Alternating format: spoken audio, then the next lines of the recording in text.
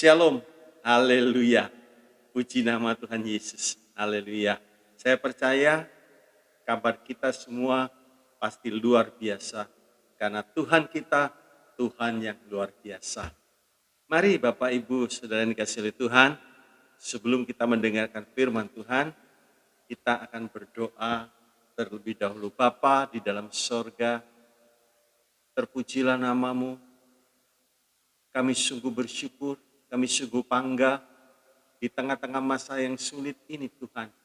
Tidak pernah Engkau lalai menopang kami, menuntun kehidupan kami, menjaga kehidupan kami. Sampai hari ini kami boleh merasakan segala kemurahan Tuhan terjadi dalam hidup kami. Bapa yang baik, sebentar kami ingin mendengarkan kebenaran firman-Mu. Urapi hamba-Mu yang menyampaikan kebenaran firman-Mu, titipkan pesan-Mu Tuhan pada kami semua pada hari ini. Kami serahkan jalannya pemberitaan firman Tuhan dalam kuat kuasa. Di dalam nama Tuhan Yesus Kristus, hamba-Mu bersyukur dan berserah. Amin. Shalom Bapak Ibu Saudara yang dikasihi oleh Tuhan. Wow, luar biasa. Nah, pada kesempatan hari ini saya ingin menyampaikan tentang berani tampil beda. Apa itu Pak? Berani tampil beda? Ya, bukan hal-hal secara jasmani, tapi kita akan melihat apa yang firman Tuhan katakan. 3 kitab kita akan baca. Pertama kita melihat Ulangan 4 ayat yang ke-40. Dikatakan demikian, Ulangan 4 ayat yang ke-40. Berpeganglah pada ketetapan dan perintahnya yang kusampaikan kepadamu pada hari ini, supaya baik keadaanmu dan keadaan anak-anakmu yang kemudian, dan supaya lanjut umurmu di tanah yang diberikan Tuhan Allahmu kepadamu untuk selamanya. Di dalam kitab Pengkhotbah 8 ayat yang ke-12 dikatakan demikian. Walaupun orang yang berdosa dan yang berbuat jahat 100 kali hidup lama, namun aku tahu bahwa orang yang takut akan Allah akan beroleh kebahagiaan sebab mereka takut terhadap hadiratnya. Terakhir, Maliaki 3 ayat yang ke-18. Nah, ini yang kita akan perhatikan. Dikatakan maka kamu akan melihat kembali perbedaan antara orang benar dan orang fasik, antara orang yang beribadah kepada Allah dan orang yang tidak beribadah kepadanya. Amin. Bapak, Ibu, Saudara yang dikasihi oleh Tuhan, kita melihat di dalam kitab Ulangan, di dalam kitab Pengkhotbah, intinya kalau kita mau berpegang pada perintah-perintah Tuhan, justru kita yang mendapatkan keuntungan.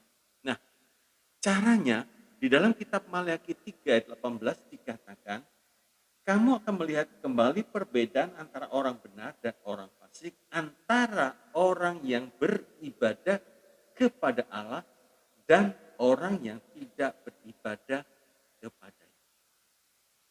Kalau kita mengatakan sebagai orang beriman yang percaya kepada Tuhan Yesus, maka pasti kita juga rajin untuk ibadah. Ya, kita tahu sebelum pandemi ini setiap hari Minggu, bahkan di pertengahan minggu pun ada ibadah. Nah, di sini seharusnya orang beriman yang beribadah kepada Tuhan Yesus dan dengan orang yang tidak beribadah seharusnya sudah kelihatan perbedaannya, baik tampilan secara luar maupun secara dalam. Batinnya dibaharui, secara luar mungkin dulu cara kita berpakaian, cara kita berdandan, cara kita berhias dan lain sebagainya tidak mencerminkan kita sebagai murid Kristus. Saya ambil contoh, mungkin kita berpakaian, di sini ternyata lobang, di sini ternyata lobang, dan seterusnya. Sehingga tampak tidak sedap begitu saudara. Nah, sekarang kita melihat definisinya. Satu, Romawi 1, definisi. Ibadah adalah, bukan ibadah tuh kita datang ke gereja, betul. Kita memuji Tuhan, betul. Kita mendengarkan firman Tuhan, betul. Ibadah adalah memegang hukum-hukum Allah dalam seluruh hidup ini, ya. Baik pada waktu kita di gereja itu menjadi pusat ibadah kita, baik pada waktu kita di rumah dalam kehidupan sehari-hari dan di mana saja. Mungkin mereka sebagai pelajar, sebagai karyawan, sebagai bos dan lain sebagainya, ya. Dengan kata lain, orang yang beribadah adalah orang yang mencocokkan seluruh hidupnya dengan firman Tuhan untuk melakukan kehendak Allah. Jadi kita beribadah, kita ingin tahu apa sih yang dikehendaki Tuhan. Nah, di situ kita mendengar tentang hukum-hukum Tuhan, mana yang boleh dan mana yang tidak. Nah, pada waktu kita mendengar, kita harus memegang hukum-hukum itu, baik pada waktu kita ibadah, kita serius mendengarkan, dan pada waktu kita di rumah, itu pengeterapannya, itu prakteknya dari apa yang kita dengar, kita praktekkan dalam hidup sehari-hari. Kalau kita praktekkan di gereja, kurang, dalam tanda kutip kurang. Sebab apa? Di gereja rata-rata orang berpenampilan baik, saudara, ya, baik gitu. Tapi kalau sudah kembali ke rumah, kembali di tempat pekerjaan, nah kita menemukan orang-orang yang sebenarnya. Haleluya. Nah, sebab itu saudaraku, seluruh hidup kita dicocokkan untuk melakukan kehendak Tuhan. Itu saudara bisa baca di dalam Matius 7. Nah, di dalam Matius 7:21 saudara bisa baca, ya. Jangan ibadah kita menurut tradisi atau cerita orang tua, ya. Dalam 1 Timotius 4 ayat yang ke-7 dikatakan demikian. 1 Timotius 4 ayat yang ke-7, tetapi jauhilah tahyul dan dongeng nenek-nenek tua, latihlah dirimu beribadah. Sebab apa saudaraku? Ibadah yang betul itu sesuai dengan pengajaran firman Tuhan. Bukan dongeng, bukan cerita-cerita tahyul dan lain sebagainya. Ada banyak tradisi-tradisi, setiap daerah pasti berbeda-beda. Sebab itu kita harus mencocokkan ibadah itu dengan firman Tuhan. Saudara bisa baca dalam 1 Timotius 6 ayat 3 sampai yang ke-5. Romawi 2, apakah ibadah itu? A, ibadah itu suatu pengorbanan naik ke atas mezbah. Ya, coba kita melihat Roma 12 ayat pertama dan ayat yang kedua. Roma 12 ayat pertama dan 2. Karena itu saudara-saudara, demi kemurahan Allah aku menasehatkan kamu supaya kamu mempersembahkan tubuhmu sebagai persembahan yang hidup, yang kudus, dan yang berkenan kepada Allah. Itu adalah ibadahmu yang sejati. Janganlah kamu menjadi serupa dengan dunia ini, tetapi berubahlah oleh pembaruan budimu, sehingga kamu dapat membedakan manakah kehendak Allah, apa yang baik dan yang berkenan kepada Allah dan yang sempurna. Jadi jelas dalam Roma 12 ayat 1 dan 2. Ibadah itu suatu pengorbanan. Hidup kita ini dikorbankan, bukan ditaruh di atas api, tapi hidup kita ini punya kehendak, punya keinginan. Nah, ini namanya keinginan tubuh. Ini yang harus dikorbankan, dicocokkan dengan keinginan Tuhan, kemauan Tuhan. Ya, sebab itu tidak heran orang yang beribadah itu harus berani mengalami banyak sengsara karena Kristus, bukan karena salah kita. Ya, karena Kristus. 2 Timotius 3 ayat yang ke-12. 2 Timotius 3 ayat yang ke-12. Memang setiap orang yang mau hidup beribadah di dalam Kristus Yesus akan menderita aniaya. Wow, mana enaknya. Saudaraku, mungkin dulu sebelum tubuh ini dipersembahkan kepada Tuhan, waktu orang menyakiti kita, waktu orang menghina kita, kita balas. Kita balas, kita tidak mau rugi. Tapi karena Kristus dan di dalam ibadah itu suatu pengorbanan. Jadi kita mencocokkan, oh ini tidak boleh. Nah itulah pengorbanan kita. Dan itu merupakan aniaya bagi kehidupan daging kita, tapi roh kita mengalami satu kemenangan. Ya. Daging dikalahkan, daging ditekan, tidak diizinkan bersuara. Tapi roh kita mengalami kemenangan. Haleluya. Nah, kalau kita beribadah berarti menjadi korban karena Kristus naik ke atas mezbah dan hidup di jalan sempit. Ya. Lukas 9:23 nanti saudara baca, memikul salib ini ibadah yang betul. Ya. Jadi ibadah itu penuh penyangkalan. Saya ambil contoh begini. Mungkin ibadah dulu jam 7, ada yang jam 8, ada yang jam 6, ada yang jam 9. Waktu itu mungkin kita lagi enak-enaknya tidur, ber-AC lagi ruangannya, lagi dingin-dinginnya. Ingat, hari ini hari ibadah. Nah itu sebuah penyangkalan, kita bangun, mempersiapkan diri untuk datang ibadah.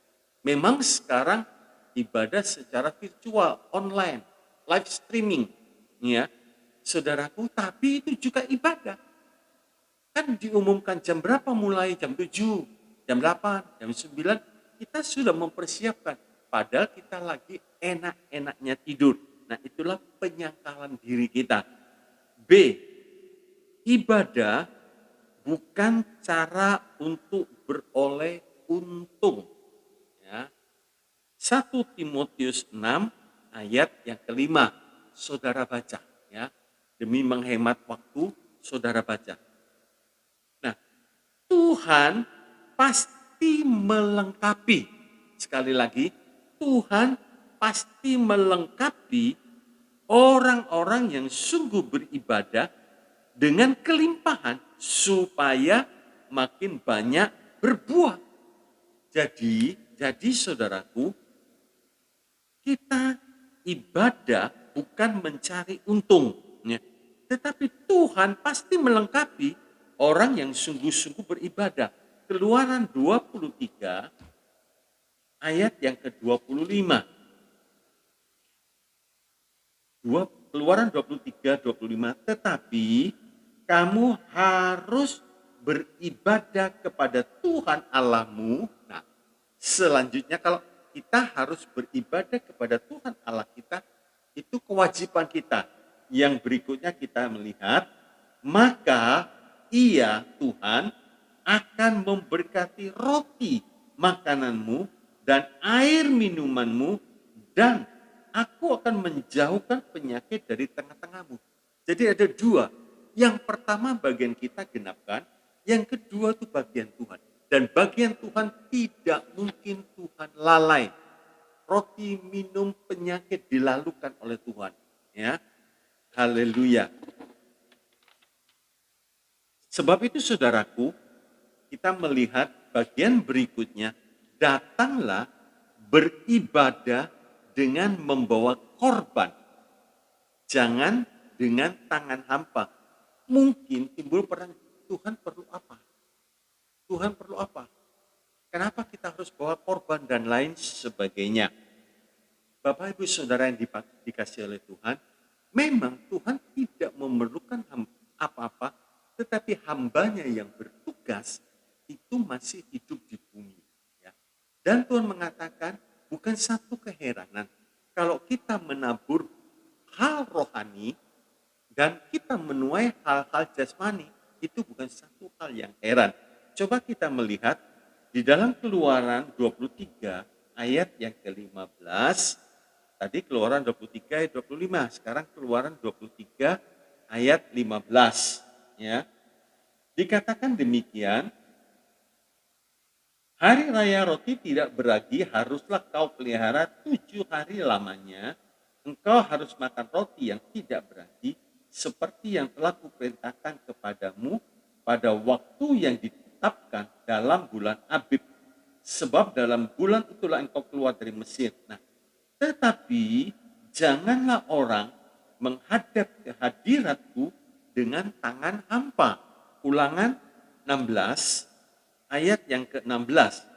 Ulangan 16 ayat yang ke-16. Dikatakan demikian,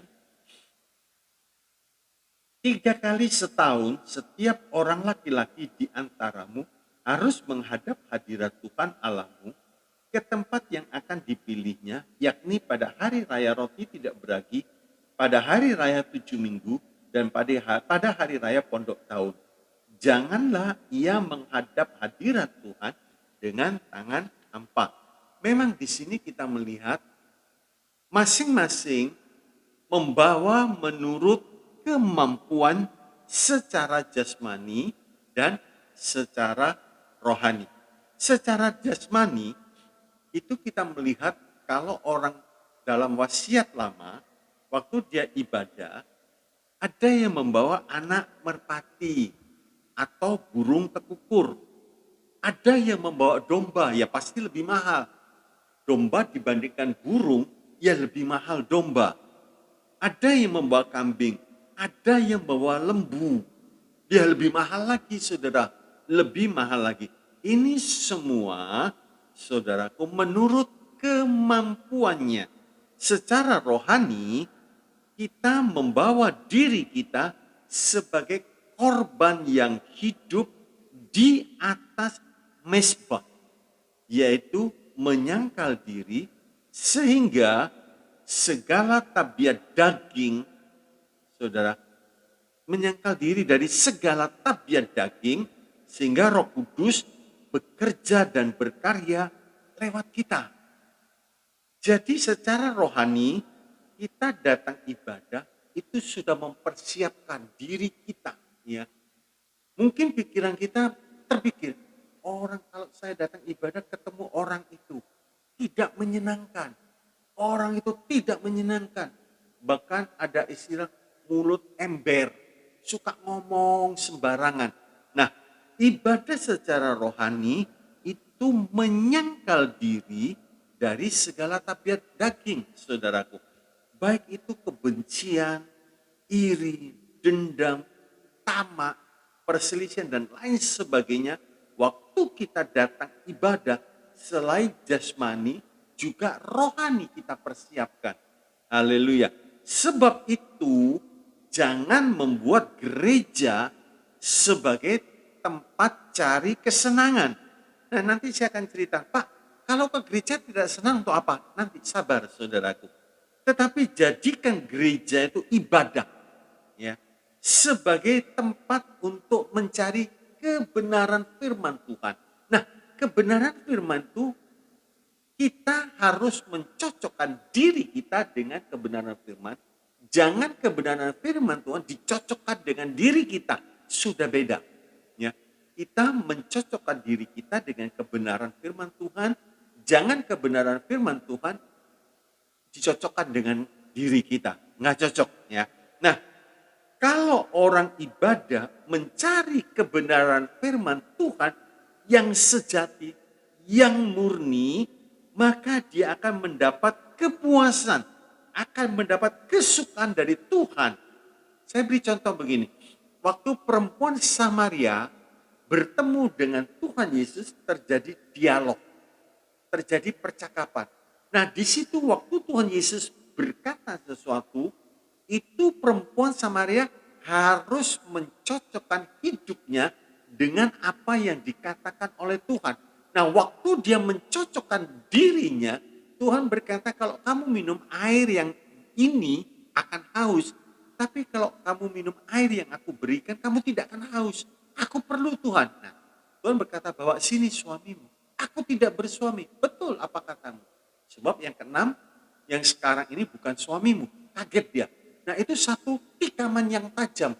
Dosanya dibongkar, tapi pada waktu perempuan Samaria ini menyelesaikan, ada kepuasan, ada sukacita yang mengalir. Nah, ini perjumpaan dengan Tuhan menjadi ibadah yang sejati. Maka berlaku Mazmur 16 ayat 11. Mazmur 16 ayat 11. Engkau memberitahukan kepadaku jalan kehidupan. Di hadapanmu ada sukacita berlimpah-limpah. Di tangan kananmu ada nikmat senantiasa. Jadi saudara perhatikan, waktu perempuan ini datang kepada Yesus, dosanya dibongkar, artinya perempuan ini mencocokkan hidupnya dengan firman Tuhan. Maka firman Tuhan memberikan kepuasan. Orang ini bisa datang ke hadirat Tuhan dan mengalami sukacita yang sebenar. Sebab itu ibadah bukan tempat cari kesenangan, tapi tempat firman Tuhan, ya, mencari kebenaran firman Tuhan. Nah, kita akan lanjut. Orang seperti ini, saudaraku, kalau dia hanya mencari kesenangan, di dalam orang seperti ini, pada waktu dia mengalami kesukaran, kesulitan, dia akan undur. Tetapi pada waktu orang tersebut mencari Yesus, mencari kebenaran, dia mengalami perjumpaan dengan Yesus, sekalipun mengalami kesukaran, pencobaan, gangguan, orang seperti ini akan tetap tekun.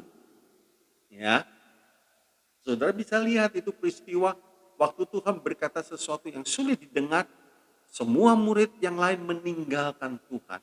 Karena yang dicari hal yang panah, roti, kenyang. Kalau cari Tuhan diberkati, enggak salah.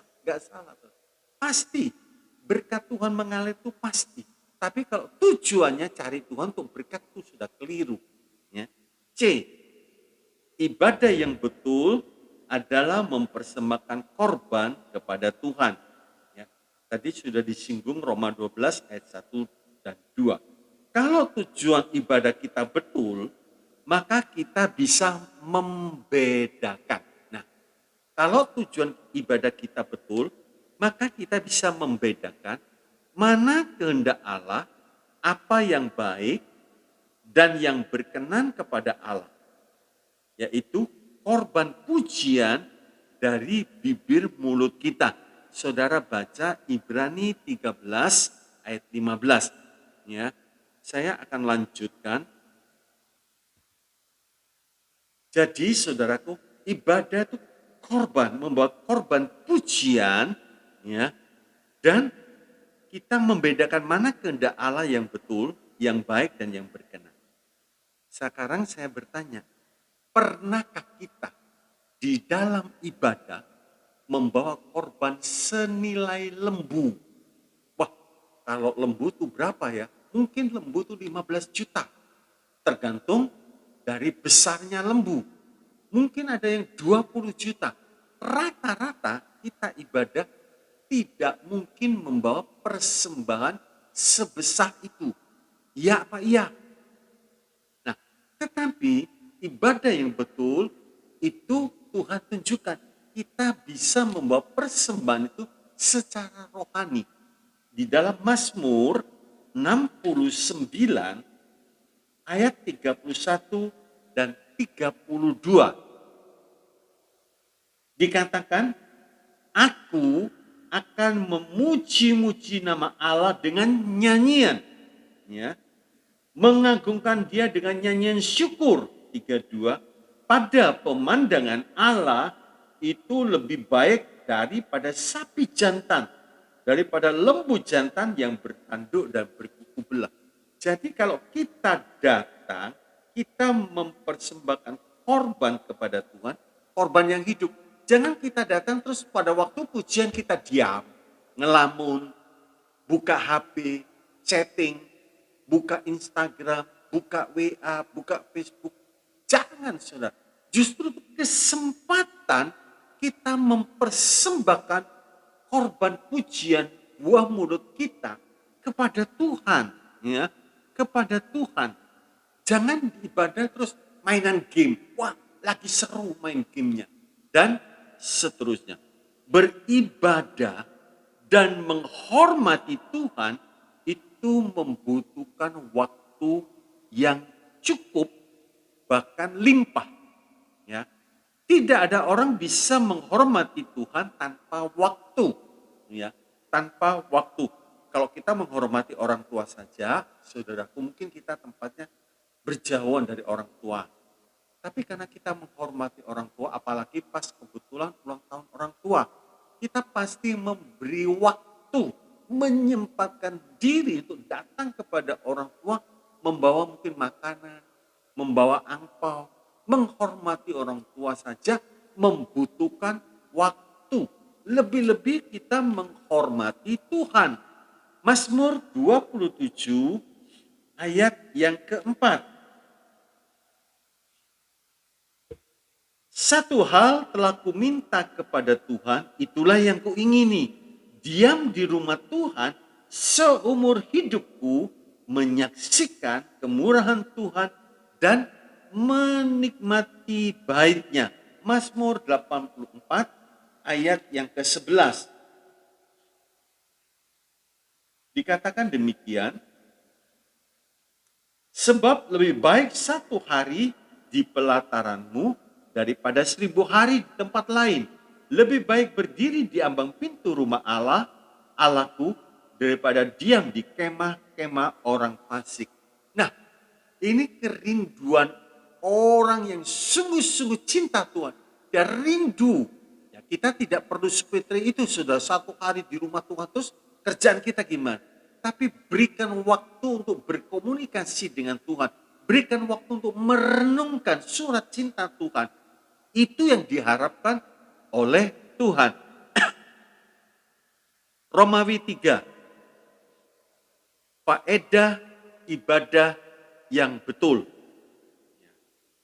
Faedah ibadah yang betul. A. Janji Tuhan untuk hidup yang sekarang dan yang akan datang. Dalam 1 Timotius 4 ayat 8. Ya. Nah, orang yang beribadah motivasinya adalah ibadah. Motivasinya adalah ingin menyenangkan Tuhan dengan mempersembahkan korban pujian buah bibir mulut kita, dan kita membawa korban kepada Tuhan, saudaraku, maka Tuhan berkata, ada janji hidup untuk hidup yang sekarang, janji untuk hidup yang sekarang, dan untuk hidup yang akan datang. Jadi dengan kata lain, jangan takut, saudara. Ya, kalau kita sungguh-sungguh mencari kerajaan Allah serta kebenarannya, maka sekaliannya Tuhan kan tambahkan. Apa yang menjadi kebutuhan kita, Tuhan tambahkan. Tapi jangan dibalik. Jangan dibalik, saudaraku. Jangan kita tidak mencari Tuhan, jangan kita tidak beribadah, tapi kita menantikan berkat. Nggak mungkin, saudaraku. Ya, janji-janji Tuhan itu super lengkap. Ya, untuk segala hidup kita. Yang sekarang apa, saudaraku? Pak, ini masa pandemi. Tuhan berjanji. Kalau kita ibadah dengan betul, ada janji Tuhan untuk hidup yang sekarang. Artinya Tuhan tahu saudara butuh duit. Tuhan tahu saudara butuh pekerjaan. Ya. Tuhan tahu saudara butuh makan. Tuhan tahu semuanya. Nah, itu janji akan digenapkan. Bahkan sampai yang akan datang untuk hidup yang kekal. Nah, sebab itu di dalam ibadah, saudara, kita diberi pelajaran. Diberi firman. Telinga kita dibuka. Pelajari semuanya. Ya, orang beriman harus mempelajari. Jangan mendengarkan firman Tuhan, masuk telinga kiri, keluar telinga kanan. Masih lumayan sempat lewat. Kadang masuk telinga kiri, keluar kembali. Nah, gimana kita bisa mendapatkan faedahnya? Enggak mungkin, saudaraku. Jadi kita ibadah, kita persiapkan telinga kita secara jasmani untuk mendengar kebenaran-kebenaran firman Tuhan. Dan kita pelajarin apa betul seperti orang Berea. Setelah dia mendengar firman Tuhan, dia buka Alkitab, dia selidiki apa betul ya yang tadi dikatakan. Sebab itu orang Berea mendapat berkat. Begitu juga sama-sama datang ibadah, kelihatannya sama. Kenapa si A diberkati, si B diberkati, si C tidak? Apakah Tuhan pilih kasih? Tidak. Roma 2:11 berkata tidak, Tuhan tidak pandang bulu. Yang membuat berkat Tuhan itu sampai saat kita beribadah, kita sungguh-sungguh mendengarkan.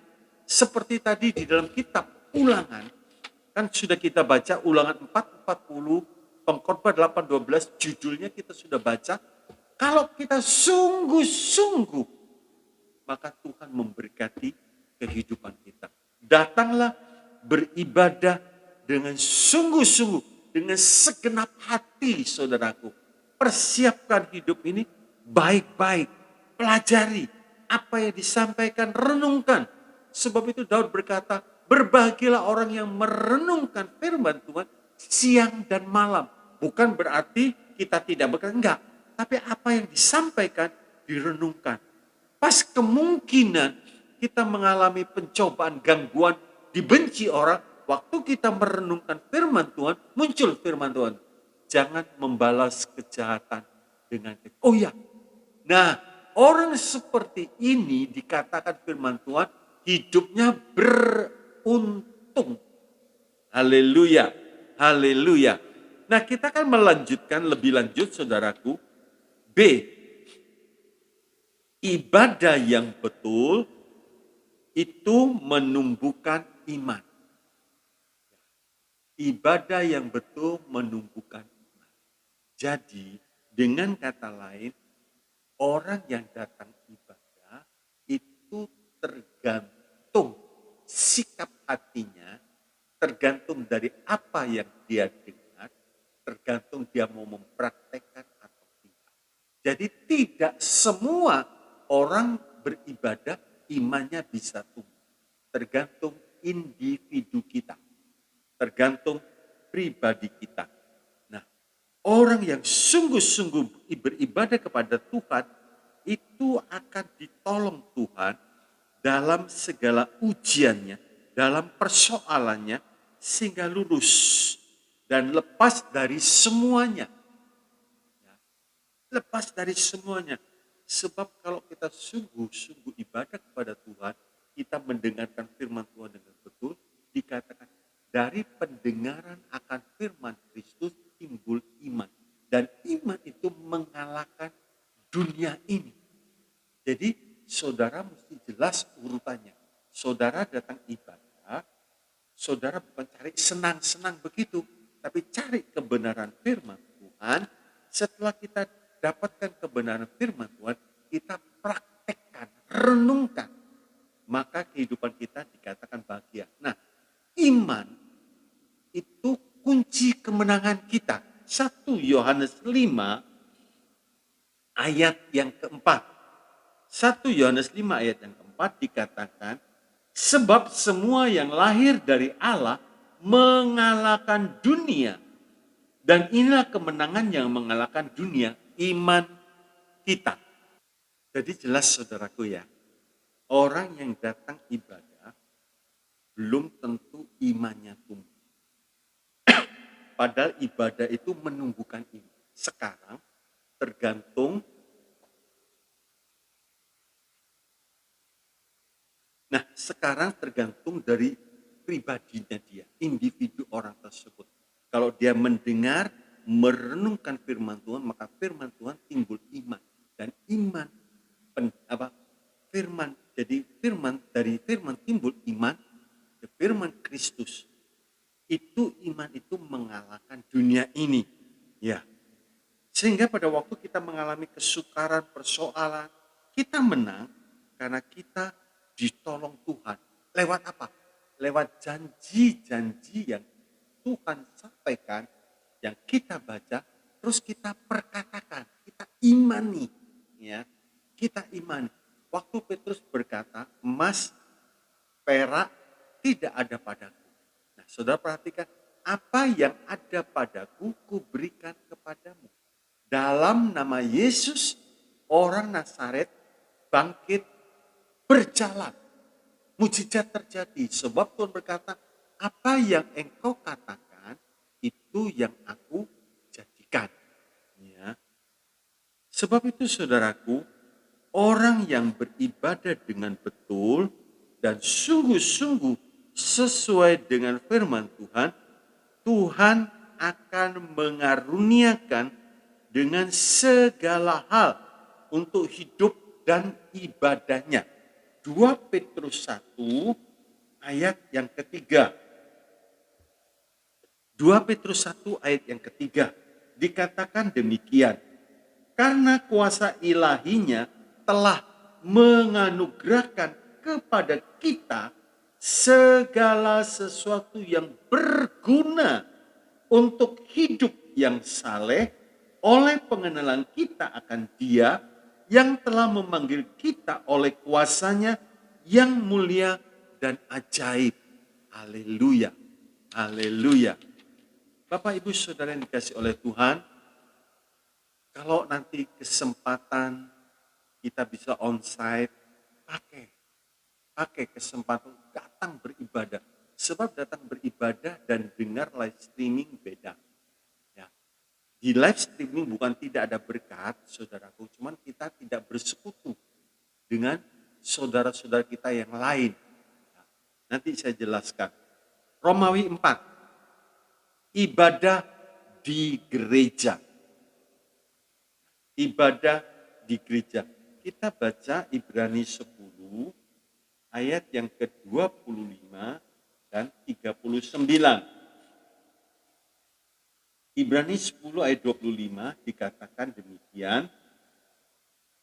Janganlah kita menjauhkan diri dari pertemuan-pertemuan ibadah kita seperti dibiasakan oleh beberapa orang, tetapi marilah kita saling menasehati dan semakin giat melakukannya menjelang hari Tuhan yang mendekat 39. Tetapi kita bukanlah orang-orang yang mengundurkan diri dan binasa, tetapi orang-orang yang percaya dan yang beroleh hidup.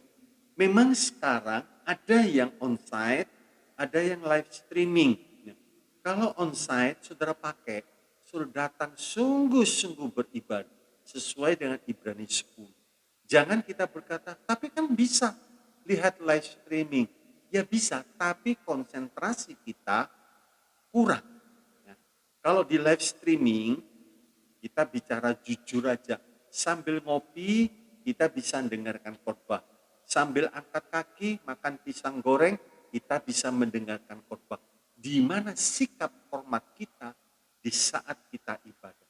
Tapi kalau kita ibadah datang di gereja, gak mungkin kita makan pisang goreng di gereja, gak mungkin kita minum kopi di gereja, maka mata kita, pikiran kita, telinga kita tertuju pada si pengkhotbah dengan satu tujuan supaya berkat firman yang disampaikan itu diserap.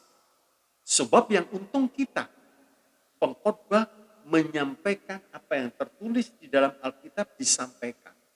Kita menyerap, kita mempraktekkan, maka kita untung. Sebab itu saya anjurkan, kalau sudah ibadah onsite, artinya bisa datang di gereja, datanglah di gereja. Jangan kita membuat argumentasi atau alasan dan lain sebagainya. Saya kan ibadah Pak, saya kan juga ibadah. Kalau itu yang menjadi argumen saudara silakan. Tapi pertumbuhan iman itu tanggung jawab pribadi kita masing-masing. Ya, tanggung jawab pribadi kita masing-masing. Nah, di saat kita ibadah, kita bisa bersekutu dengan penuh sukacita dan saling menguatkan satu dengan yang lainnya. Dalam gereja, kita bisa melihat berbagai macam orang yang datang. Ada yang datang dalam kesulitan keuangannya, kesulitan pekerjaannya, kesulitan kesehatannya, kesulitan rumah tangganya, tapi mereka datang ibadah. Kita sampai berpikir, loh mereka kan kesulitan, saya kan tidak dalam kesulitan. Kenapa saya malas ibadah? Saya mau rajin. Karena lihat teman-temannya ibadahnya rajin, penuh sukacita. Karena dia punya pengharapan, Tuhan pasti tolong masalahnya. Tapi perhatikan, ada juga orang yang datang ibadah cari kesempatan untuk kepentingan pribadi. Di dalam gereja dia tawarkan barang. Ini loh, ada katalognya, lihat barang-barang saya. Atau mungkin dia bergerak dalam bidang multi level marketing, cari jaringan di gereja. Ini sudah motivasinya nggak benar. Datang ke gereja, ingat, waktu Tuhan Yesus di bait Allah, dia menyucikan, diterbalikkan semuanya. Dan hari-hari ini kita lihat, saudara tidak salah menawarkan barang, tapi tempatnya yang salah. Saudara bisa kunjungi ke rumahnya, tawarkan barang itu, cari koneksi. Boleh, saudara, boleh menawarkan barang di antara sesama saudara seiman, boleh. Tetapi kita ibadah, ingat baik-baik, kita ibadah milikilah persekutuan dengan orang yang takut akan Tuhan. Saudara baca ya, Mazmur 119 ayat 63, baca betul-betul ayat.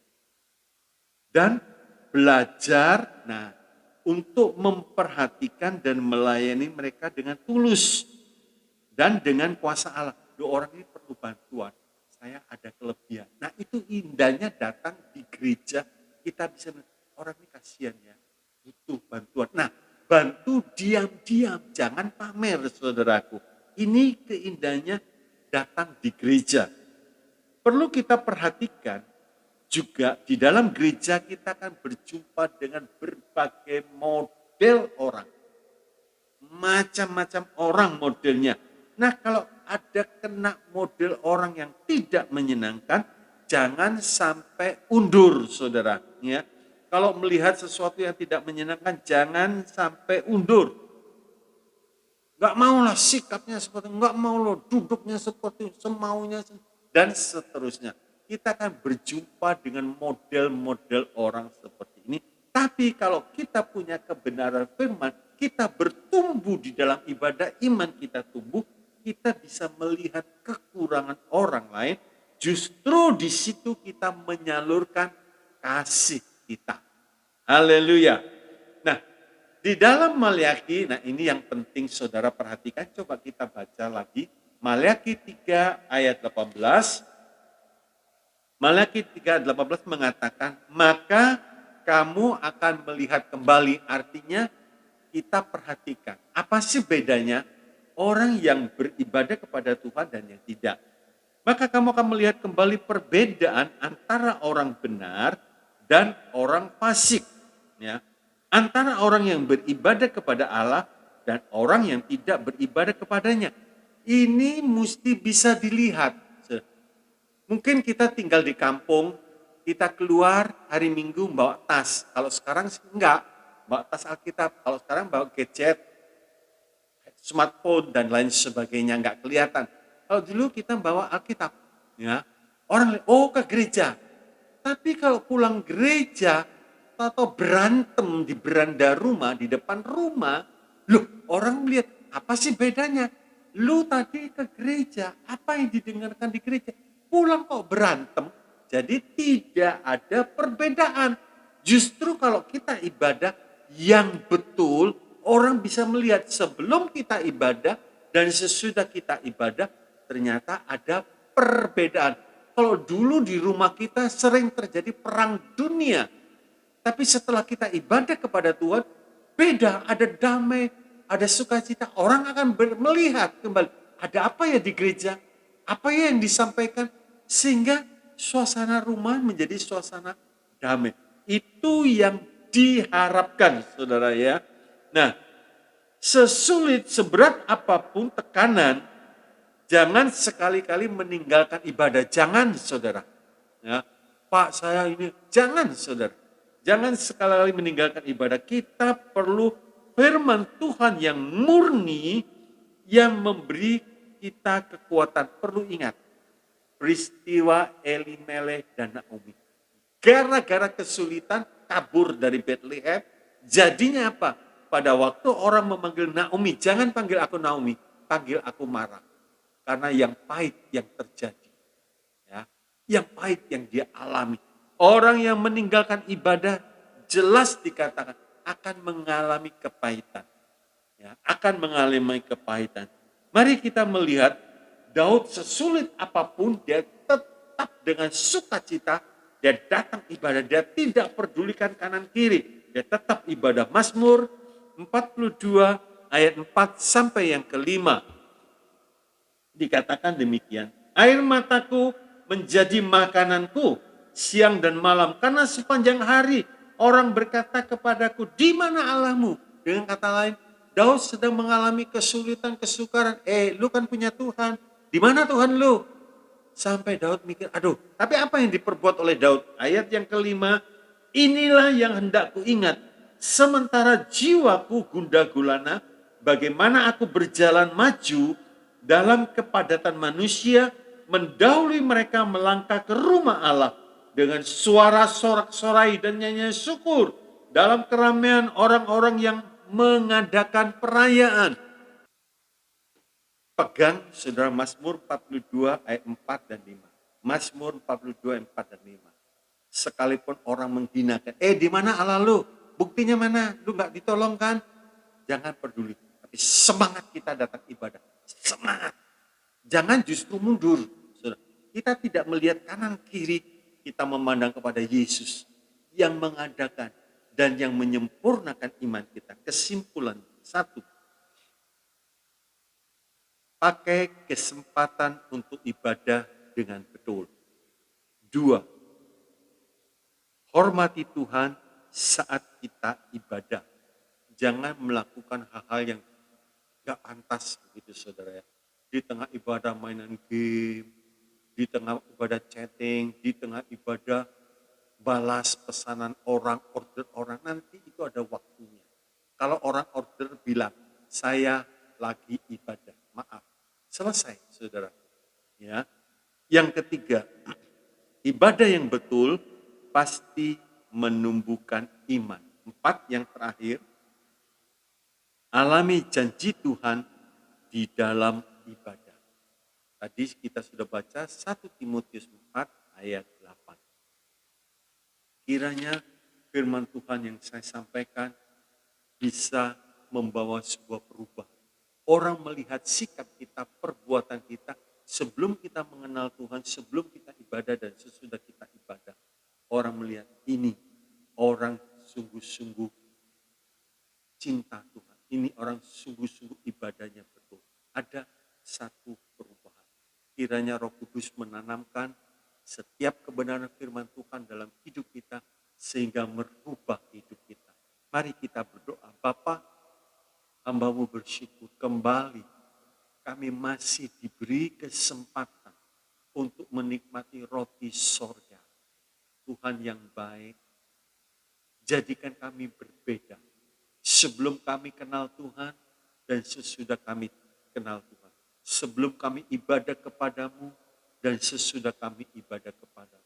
Biar kehidupan kami boleh membawa, mengharumkan namamu. Sehingga orang boleh datang mengenal Yesus lewat kehidupan kami. Tolong kehidupan kami supaya kehidupan kami boleh jadi berkat dimanapun kami berada.